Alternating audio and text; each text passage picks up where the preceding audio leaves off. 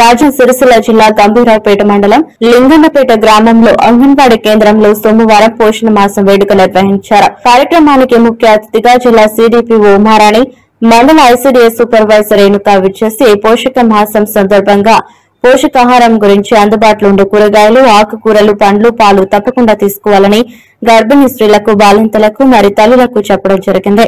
ఈ సందర్భంగా సిడిపిఓ ఉమారాణి మాట్లాడుతూ 3 నుండి 5 సంవత్సరాలలోపు చిన్నారులు, బాలింతలు, గర్భిణులకు అంగన్వాడీ కేంద్రాల్లో పోషకాహారాలు అందించడం జరుగుతుందన్నారు.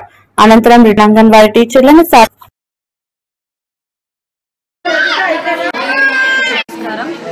నా పేరు ఉమారాణి, నేను సిడిపిఓ సిరిసిల్ల ప్రాజెక్టులో పనిచేస్తున్నాను. ఈరోజు గంభీరావుపేట మండల పరిధిలో లింగన్నపేట గ్రామంలో పోషణ మాసం సందర్భంగా కార్యక్రమం చేయడం జరిగింది. ఈ పోషణ మాసం కార్యక్రమాలు సెప్టెంబర్ 17వ తేదీ నుండి అక్టోబర్ 16వ తేదీ వరకు ఉన్నాయి. ప్రతిరోజు ఒక్కొక్క ప్రోగ్రాంతో షెడ్యూల్ కూడా చేయబడింది.